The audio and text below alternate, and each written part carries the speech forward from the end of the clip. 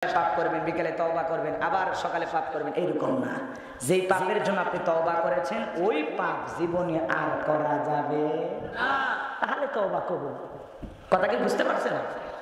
আমরা সুদ ঘুষ খাইয়া, হারাম খাইয়া আল্লাহর কাছে হাত তুলে বলি রব্বানা আতিনা ফিদ দুনিয়া। আল্লাহ বলে তোর হাত থেকে সুদের গন্ধ আসে, তোর হাত থেকে ঘুষের গন্ধ আসে, তোর হাত থেকে মানুষের রক্তের গন্ধ পাওয়া যায়, এইরকম ব্যক্তির দোয়া আমি আল্লাহ কবুল করব না। আপনি হাত তুলে বলেন রব্বানা আতিনা ফিদ দুনিয়া, আল্লাহ বলে তোর মতো সুদখোরে দোয়া কবুল হবে না। রাগ করতেছেন আপনারা? করেন, সমস্যা নাই। বাজানো গো আমার, আমি লম্বা করব না, সংক্ষিপ্ত কথা বলে দেওয়া যায়। যে কথা বলতে চাচ্ছিলাম কথা মনে আপনারা ভুলে গেছেন।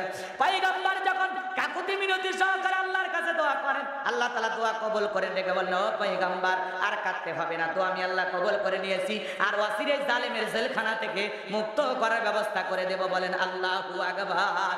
ওই রাত্রিতে আল্লাহ রাব্বুল আলামিন জালেম বাদশা বখতিয়ারকে এমন এক মারাত্মক ভয়ঙ্কর স্বপ্ন দেখায় দিল। স্বপ্ন দেখা মাত্র ঘুম থেকে চিৎকার মেরে উঠছে। আশেপাশের লোকজন যারা সিকিউরিটির দায়িত্ব পালন করত, নিরাপত্তা কর্মী যারা ছিল, ওরা এসে বলেন এত ধরে চিৎকার মারলেন কেন? বলে চেহারাটা দেখে বোঝো না আমি একটা মারাত্মক ভয়ঙ্কর স্বপ্ন দেখেছি, সেই স্বপ্ন দেখার পরে আমি ভয় পেয়েছি।